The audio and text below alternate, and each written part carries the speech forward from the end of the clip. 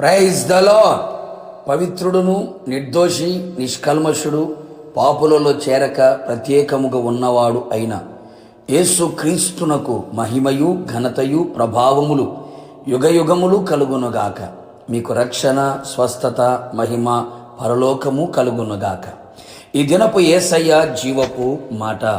రోమీయులకు రాసిన పత్రిక 5వ అధ్యాయం 8వ వాక్య భాగము. క్రీస్తు మన కొరకు చనిపోయెను.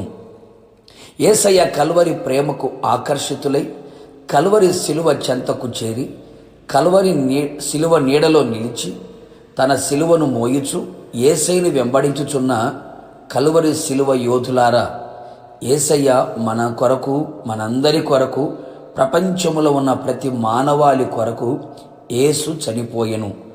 ఆయన మానవాళి కొరకు మరణించుట ప్రపంచమునకు ప్రయోజనము. నిజమే ప్రియులారా, యేసయ్య మన కొరకు చనిపోకుండా ఉంటే ఈ రక్షణ సంతోషం మనకు లేదు. పాపమునకు ప్రాయశ్చిత్తము లేదు. మానవునికి పరిశుద్ధత లేదు. అతి పరిశుద్ధ స్థలములో ప్రవేశం లేదు అని చెప్పుటలో సందేహమేమీ లేదు. ఆదాము నిబంధన మీరి ఆజ్ఞకు లోబడక అతిక్రమించినందున ఏదెనులో కోల్పోయిన ప్రతి ఆశీర్వాదమును రెండవ ఆదాముగా దిగివచ్చిన యేసయ్య మరణము ద్వారా ఇప్పుడు మనం పొందుచు ఉన్నాము. ఇది నగ్న సత్యమై ఉన్నది. మంచివారి కొరకు ఎవడైనా ఒకవేళ తెగింపవచ్చును. కానీ మనము బలహీనులమై ఉండగా, భక్తిహీనులమై కనబడుచుండగా, పాపులమై నిలిచి ఉండగా, శత్రువులమై ఉండగా ఆయన యుక్త కాలమున మన కొరకు చనిపోయెను. ఆయన శిలువలో ధారపోసిన ఆ అమూల్యమైన రక్తము వలన ఇప్పుడు నీతిమంతులుగా తీర్చబడి మరింత ఉగ్రత నుండి రక్షింపబడుదుము. దేవునితో సమాధానపరచబడిన వారమై ఉన్నాము. శిలువ మనకు విలువని ఇచ్చింది. శిలువ లేనిదే మనకు సింహాసనం లేదు. యేసయ్య సింహాసనమును విడిచి శిలువకు దిగివచ్చి ఉన్నాడు. అంతేకాక మరణం యొక్క బలము గల వానిని, అనగా అపవాదిని, తన శిలువ మరణము ద్వారా నశింప చేయుటకును, జీవిత కాలమంతయు మరణ భయము చేత దాస్యమునకు లోబడిన వారిని విడిపించుటకు ఆయన కూడా రక్తమాంసంలో పాలివాడై మన కొరకు చనిపోయెను. యేసయ్య మరణము మన ఎడల ఆయనకున్న ప్రేమను చూపించుచున్నది.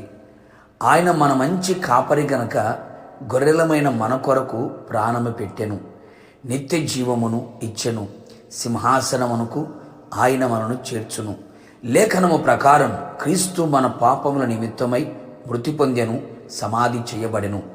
పాపము లేనివాడు, పాపము చేయనివాడు, పాపము ఎరుగనివాడు, పాపులలో చేరనివాడు, నిర్దోషి నిష్కల్మషుడు పవిత్రుడని యేసయ్య మన కొరకు చనిపోయి మన ఆత్మకు రక్షణ, ఆత్మకు, మనస్సుకు, శరీరానికి స్వస్థత, సమాధానము, ఆశీర్వాదము, మహిమయు, నిత్యజీవము, తండ్రితో సమాధానము, ఆయన శరీరములో అవయములుగా మారుటకు ధన్యత అనుగ్రహించి ఉన్నాడు.